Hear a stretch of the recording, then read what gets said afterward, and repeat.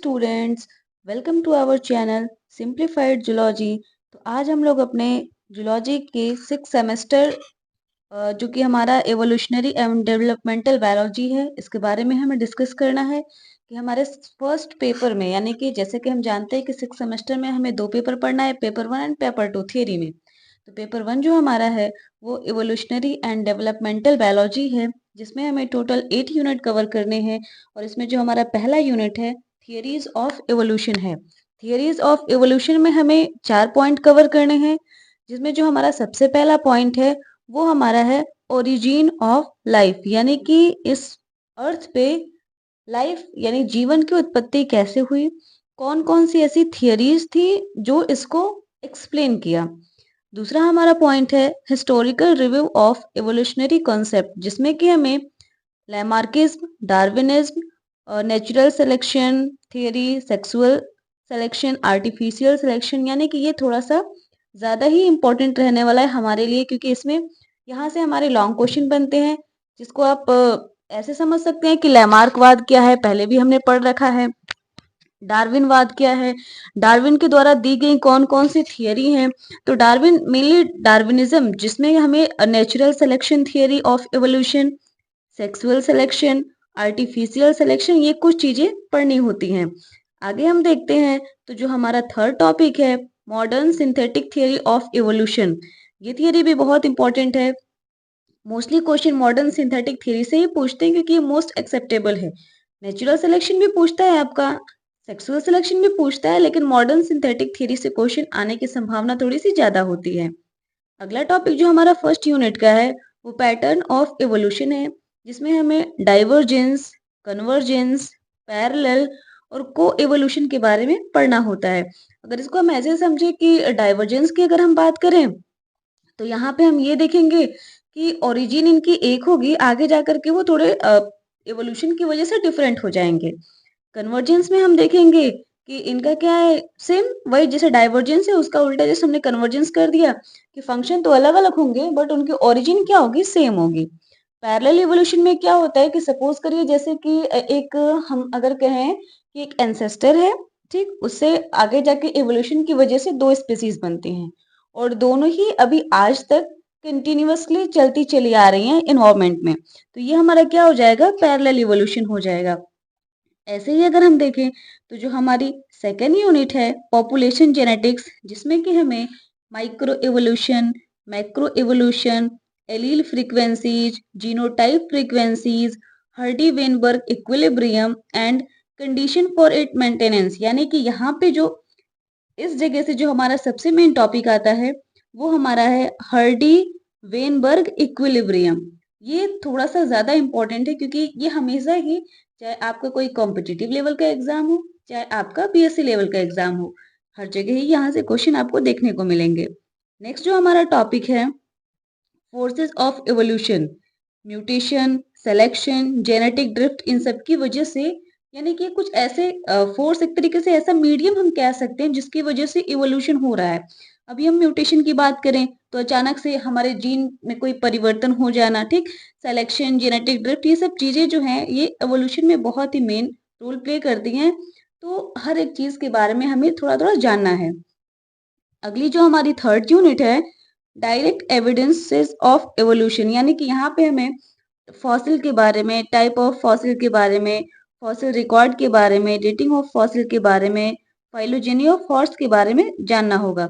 इसमें अगर हम आपको बताएं कि डेटिंग ऑफ फॉसिल क्या होती है, फॉसिल रिकॉर्ड तो सब जानते ही हैं फॉसिल क्या है, फॉसिल रिकॉर्ड्स कहाँ से मिलते हैं, ठीक, लेकिन अगर डेटिंग ऑफ फॉसिल की हम बात करें तो वो फॉसिल कितना पुराना है, इस चीज को पता करने के लिए कुछ रेडियो एक्टिव एलिमेंट का यूज किया जाता है। फॉर एग्जाम्पल हम आपको बताएं तो कार्बन 14 एक ऐसा रेडियो एक्टिव एलिमेंट है जिसका हम यूज करते हैं फॉसिल के मतलब ये पता लगाने के लिए कि जो फॉसिल मिला है वो कितना पुराना है। आगे हम देखते हैं जो हमारी टॉपिक फोर्थ है, इसमें हमें स्पीसीज कॉन्सेप्ट एंड एक्सटिंक्शन के बारे में पढ़ना है, जिसमें कि हमारा biological species concept, advantage and limitation, mode of speciation, allotropic, sympathetic, ये सब चीजें क्या हैं, मेनली बायोलॉजिकल स्पीसीज कॉन्सेप्ट के बारे में हमें ज्यादा जानना है। उसके एडवांटेज क्या रहे हैं, उसकी लिमिटेशन क्या रही हैं, क्या कमियाँ उसमें हमें देखने को मिली, इन सब की चीज़ों के बारे में हमें थोड़ा-थोड़ा करके जानना है। आगे अगर हम देखें, तो जो हमारा इसमें अगला टॉपिक है, मास एक्सटिंक्शन, उसके काज़ेज़ क्या रहे हैं, कौन-कौन से 5 मेजर कारण रहे हैं इनके एक्सटिंक्शन की वजह से। अगला जो हमारा यूनिट 5 है, जो कि बहुत ही इम्पोर्टेंट है, gamete fertilization and early development. यहाँ से बहुत सारे क्वेश्चन हमें देखने को मिल जाते हैं। जैसे कि अगर हम पहले ही टॉपिक की बात करें, जो कि हमारा गैमेटोजेनेसिस और फर्टिलाइजेशन है, तो यहाँ से तो अप्रॉक्स आपको 2 क्वेश्चन देखने को मिलेंगे ही। पहला क्वेश्चन जो बनता है गैमेटोजेनेसिस, या तो लॉन्ग में पूछ लेता है 10 नंबर में कि गैमेटोजेनेसिस क्या है, आप उसको डिस्क्राइब करिए, या फिर यहीं से 2 क्वेश्चन बना देता है। एक आपका बना देगा स्पर्मेटोजेनेसिस क्या होता है, दूसरा बना देगा oogenesis क्या होता है। फर्टिलाइजेशन भी लॉन्ग क्वेश्चन में बनता है। सेकंड की अगर हम बात करें, जो सेकंड टॉपिक इसमें है, क्लीवेज पैटर्न क्या होते हैं। यानी कि क्लीवेज की अगर हम बात करें, तो जैसे ही फर्टिलाइजेशन कंप्लीट हुआ, जाइगोट बना, तो उसके बाद जो हमारे 2 सेल के स्टेज है, 4 सेल के स्टेज है, ठीक, उसके बाद 8 सेल की स्टेज, मॉरूला बनता है। तो ये सारे क्लीवेज पैटर्न हमें इसमें एक-एक करके देखने होंगे। अगला टॉपिक जो हमारा है, गैस्ट्रोलेशन और फेट मैप का है। तो जैसे ही मॉरूला बनता है, मॉरूला के बाद ब्लास्टुला बनेगा, तो ब्लास्टुला उसके बाद जस्ट गैस्ट्रुला की स्टेज आती है, और ये गैस्ट्रुलेशन जो होता है, इसी के बाद धीरे धीरे क्या होता है कि ऑर्गन बनने स्टार्ट हो जाते हैं। और फेट मैप की अगर हम बात करें, तो फेट मैप एक ऐसा मैप होता है जिससे हमें ये पता चलता है कि कौन सी सेल आगे जा करके किस ऑर्गन का डेवलपमेंट कराएगी। इसमें जो हमारा अगला टॉपिक है, developmental mechanics of cell speciation. Next topic हमारा है मॉर्फोजेनेसिस एंड सेल एडहेशन, यानी एक एक करके सारे टॉपिक को हमको यहाँ पे कवर करना है। अगली जो हमारी यूनिट 6 है, तो यूनिट 6 में जो हमें कवर करना है टॉपिक डेवलपमेंटल जीन्स है, यानी कि टोटली हमें ये देखना है कि जीन क्या है, उसका डेवलपमेंट कैसे हुआ, मॉलिक्यूलर बेसिस पे उसका डेवलपमेंट कैसे हुआ, उसमें डिफरेंशियल कैसे हुआ, यानी कि जो उसका एक्सप्रेशन है वो चेंज कैसे हुए। तो ये सब चीज को हमें एक एक करके पूरा अच्छे से डिस्कस करना है।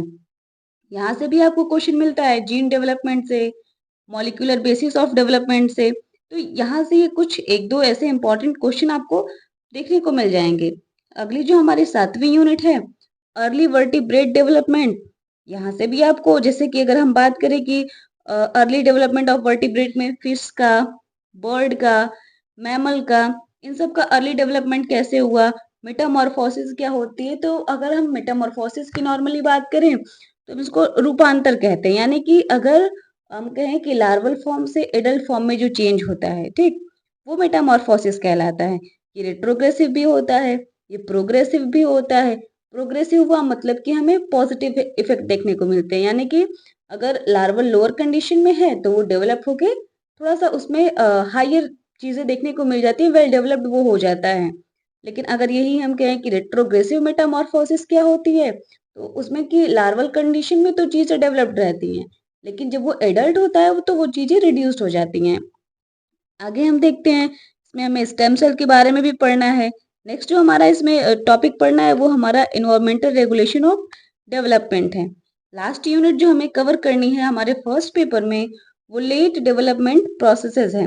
अब इसमें क्या हमें देखना है कि हमारे ऑर्गन का डेवलपमेंट कैसे हुआ। जैसे कि अगर हम एग्जाम्पल के तौर पे देखें, तो यहाँ पे दिया है development of I, kidney, limb. यानी कि अगर हम किडनी का एग्जाम्पल आपको दें, तो किडनी नॉर्मली अगर हम ह्यूमन बॉडी में देखें, तो मेटानेफ्रिक किडनी पाई जाती है, लेकिन इसके पहले भी किडनी थी, थोड़ी सी कम डेवलप थी। जैसे कि हम कहें स्टार्टिंग से, तो प्रोनेफ्रिक किडनी थोड़ी सी वो डेवलप्ड हुई, तो मीजोनेफ्रिक किडनी बनी, फिर और डेवलप्ड हुई, तो मेटानेफ्रिक किडनी बनी। तो ये सारे किडनी के बारे में हमें एक एक करके, ऐसे ही आइज के बारे में, लिम्ब के बारे में हमें देखना है।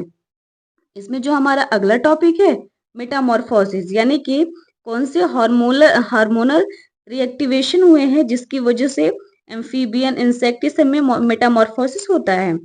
अगला टॉपिक जो हमारा है, रीजनरेशन का है। जैसे कि हम देखते हैं कि अगर ऐसे हम एग्जाम्पल के तौर पे देखें, रेप्टाइल्स में एक एग्जाम्पल हम लेते हैं कि जो छिपकली होती है, छिपकली में क्या होता है कि अगर उसकी पूंछ एक बार कट गई, तो वो रीजनरेट हो जाती है। ऐसे ही कंडीशन होता है सेलेमेंडर, वो भी इसी से बिलोंग करता है, रेप्टाइल से। इसके लिम्ब में कि अगर कट गए तो वापस से आ गए। मैमेलियन लीवर, यानी कि हमारे बॉडी में जो हमारा लीवर है, उसके पास भी रीजनरेशन की क्षमता होती है कि अगर उसका कोई पार्ट कट गया तो वापस से क्या होता है कि रीजनरेट हो जाता है। हाइड्रा के पास भी रीजनरेशन की पावर होती है कि अगर उसका एक आर्म कट गया तो वहां से वो क्या होता है, रीजनरेट हो जाता है। इसका लास्ट टॉपिक जो है वो है ageing the biology of sensation, यानी कि टोटल हमें ये कुछ इंपॉर्टेंट टॉपिक है जो कवर करने हैं, जो कि जहाँ से हमारे एग्जाम में ज्यादा ही क्वेश्चन पूछे जाते हैं। वो मैं आपको यूनिट रिकमेंड करती हूँ।